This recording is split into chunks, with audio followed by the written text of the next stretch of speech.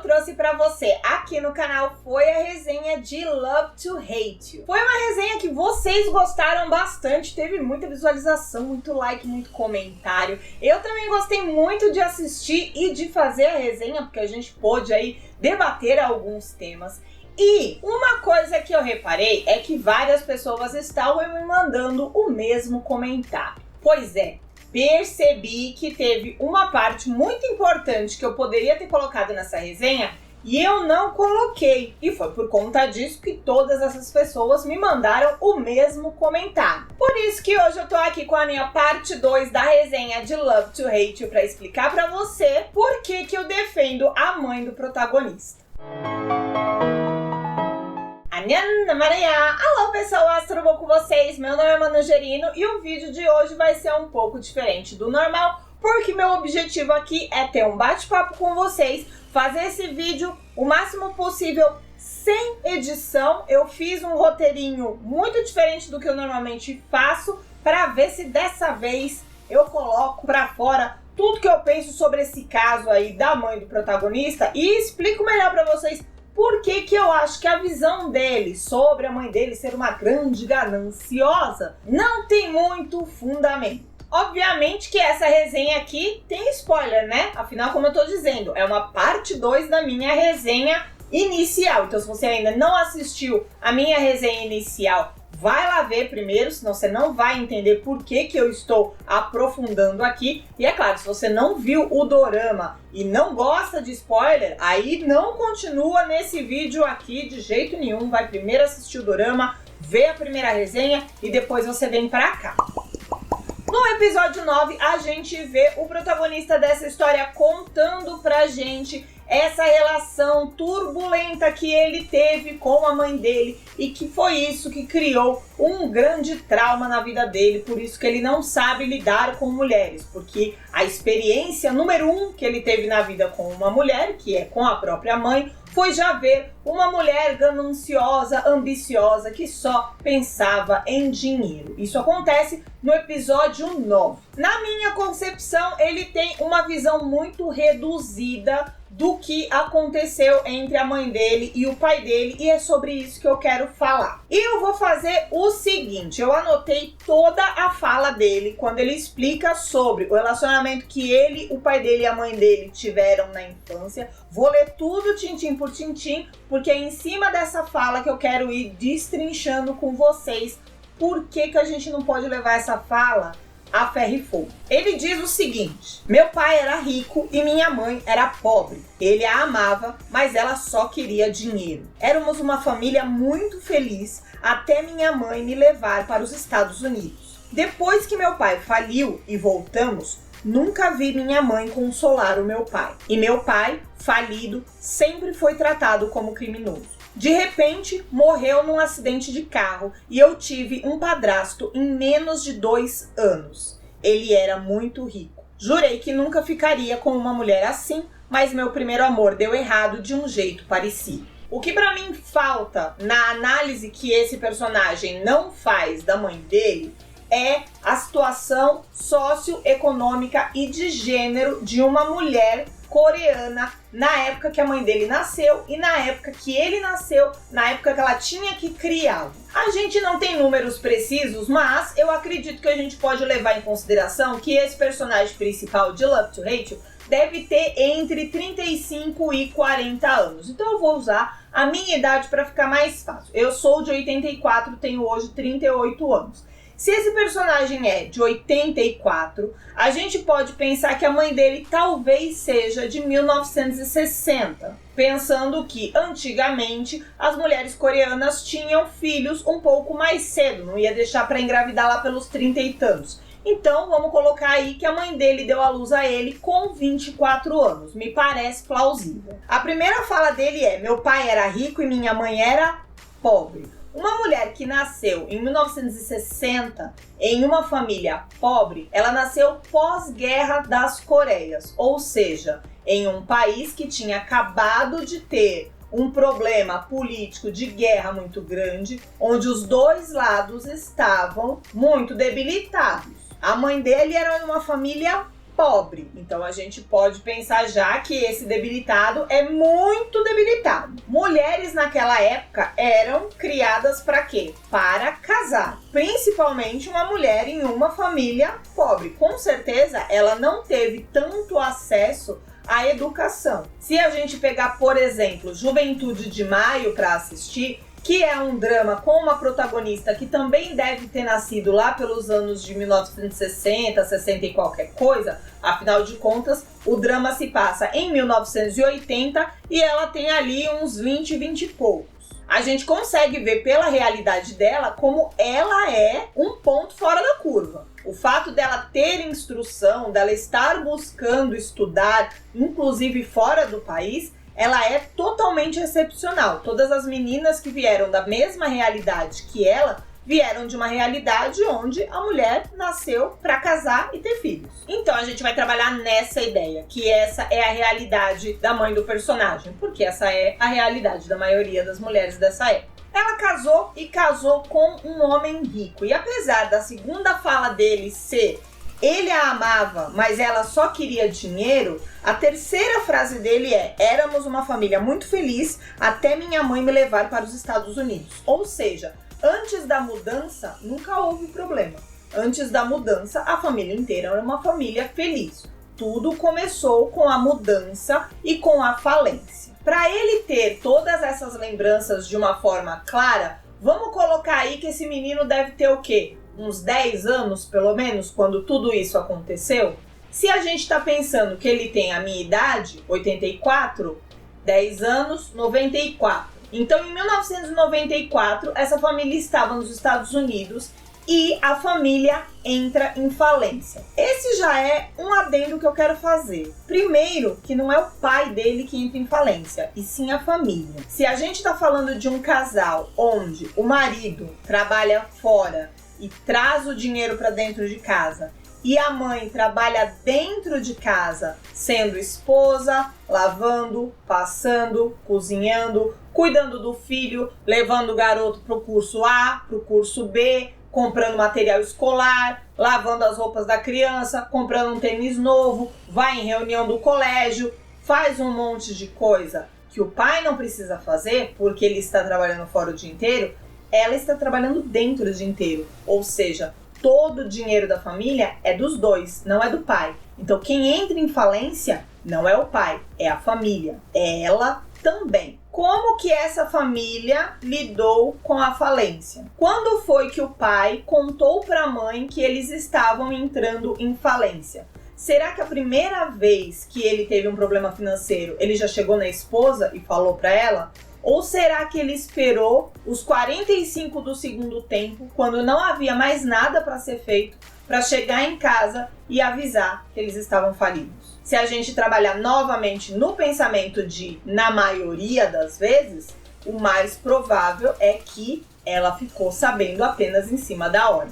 Porque na maioria das vezes a gente tinha naquela época o quê? O homem que era o provedor e a mulher que ficava em casa. Então um homem não ia ficar discutindo com sua esposa as finanças da casa. Trazer o dinheiro era uma obrigação dele e ele não ia conversar isso com a esposa. É o mais provável. E aí eu pergunto pra você, se do dia pra noite te avisarem que você tá na falência, você vai ficar feliz? A gente já tem aí um ótimo motivo pra relação entre esse homem e essa mulher ter ficado bem desestabilizada. Além disso, uma coisa que eu me questiono, mas que essa eu acho que não dá pra gente nem jogar pra um lado, nem jogar pro outro, é como que esse homem faliu? Esse homem faliu por uma crise do país? Esse homem faliu porque ele tomou um golpe? Esse homem faliu porque ele tentou dar um golpe? Tudo isso pode agravar mais ou menos esse caso. Mas eu vou ser esperançosa, vou entender que o pai dele era uma boa pessoa e talvez ele tenha falido por algum golpe que ele sofreu ou algum problema do país onde eles estavam. Eu não entendo de história dos Estados Unidos para saber como que estava em 94, mas talvez tenha sido isso. Coisas que acontecem, infelizmente, acontecem com várias famílias. Ok, aí eles regressam para a Coreia do Sul.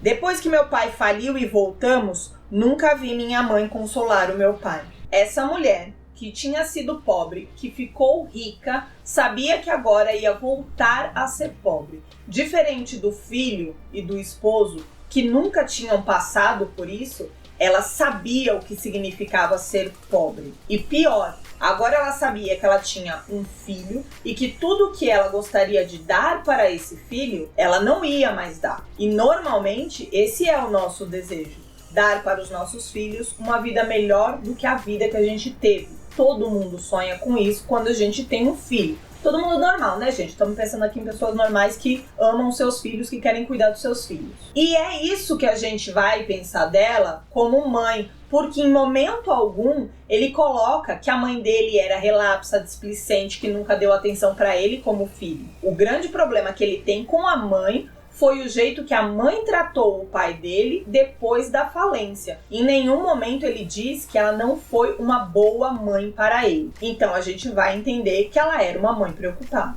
A Coreia de 1994 não era um mar de rosas, então ela estava voltando pobre para um país quebrado. Quem assistiu 25-21 sabe que em 1994 foi a primeira quebra do FMI e muitas famílias já faliram naquela época. Então imagina como isso bate. Você tem uma vida muito boa, do nada você tá pobre, volta para um país totalmente quebrado, onde você não vai ter oportunidade nenhuma de trabalho. Mas tudo bem, porque ela era uma mulher casada, que ia continuar trabalhando em casa, enquanto o marido dela ia trabalhar fora. E o marido dela tinha tido uma boa vida antes, então ele tinha instrução, ele estudou, ele tinha como prover para a família. Entretanto, ele diz: de repente, meu pai morreu num acidente de carro e eu tive um padrasto em menos de 2 anos. De repente, o provedor não estava mais lá. De repente, ela era a cabeça da família.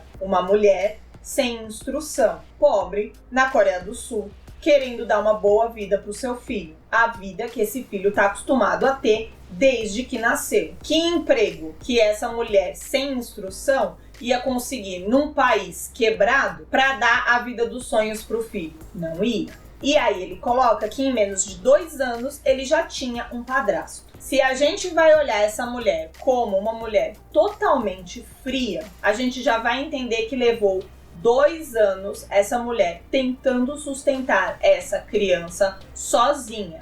E não rolou. E aí ela precisou de um padrasto para ele. Se a gente pensar que ela é uma mulher bem fria e que precisa de dinheiro e que nunca amaria alguém, estamos colocando ela como a víbora que ele mesmo a pinta. Porém, se a gente for pensar que talvez essa mulher não é o monstro que ele está pintando, ainda tem o agravante de quanto tempo uma mulher é obrigada a ficar viúva sem se relacionar com ninguém, para o filho dela achar que tudo bem, que agora ela pode ter um relacionamento.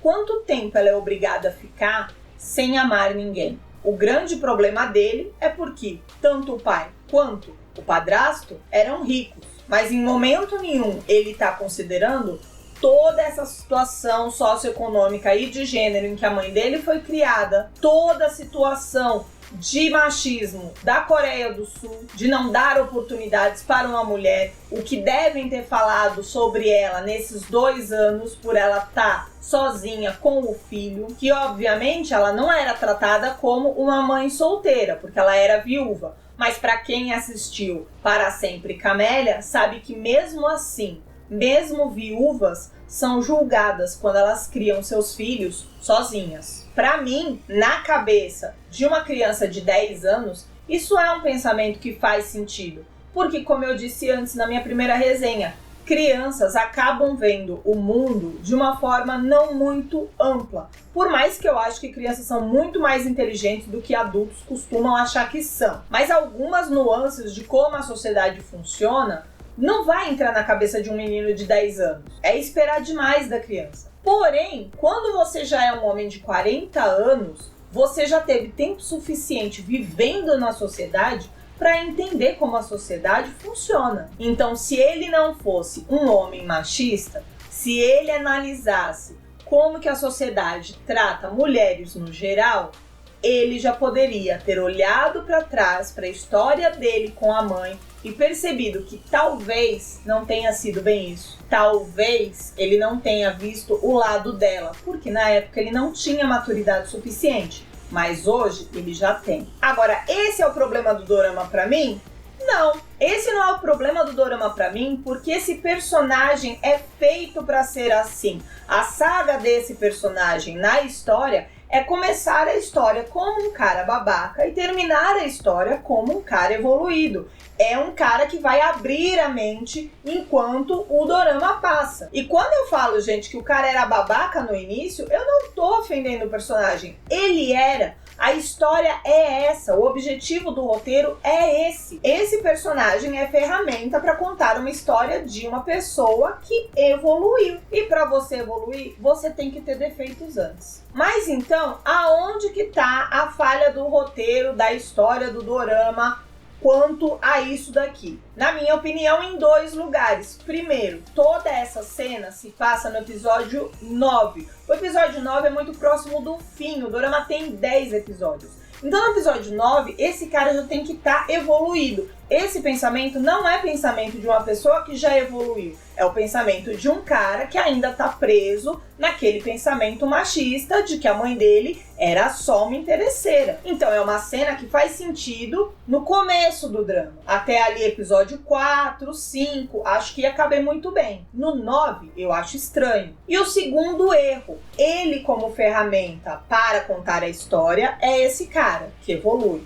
Ela, como ferramenta para contar a história, é a pessoa que mostra que o cara tá errado. É ela que o tempo todo faz a exposição do patriarcado, do machismo. É ela que faz essas denúncias durante a história. Então caberia essa personagem ter uma cena onde ela explica isso pra ele. Explica que talvez a visão dele tá muito reduzida. Talvez não precisasse ser na mesma cena, afinal de contas, é uma cena onde ela tá ali consolando ele, entendendo o trauma dele. Ok, não precisa dar uma patada na hora, mas seria válido mais pra frente ter uma segunda cena onde ela pontua isso pra ele, para que ele possa evoluir. Sempre quando eu faço a resenha de um dorama, eu tento olhar a história de 2 formas. Primeiro, quem são os personagens, como são as personalidades deles, a gente faz de conta que são pessoas de verdade e fala sobre elas. Mas depois eu analiso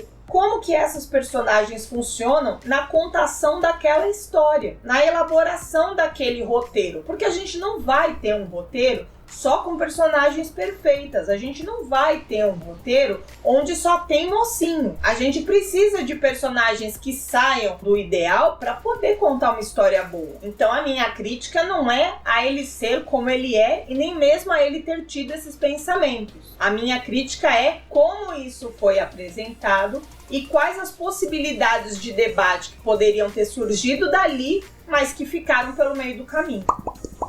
E esse foi o meu complemento de resenha de Love to Hate You. Me conta aí se eu coloquei umas caraminholas na sua cabeça, se você está também agora pensando que talvez a história da mãe dele não seja muito bem assim. Espero que você tenha gostado desse vídeo. Deixa aí a sua curtida para apoiar o canal e confere se você está inscrito. Dá uma olhada aí no botão de inscreva-se se você está inscrito mesmo. A gente tá rumo a 150 mil, só chego lá com a ajuda de vocês.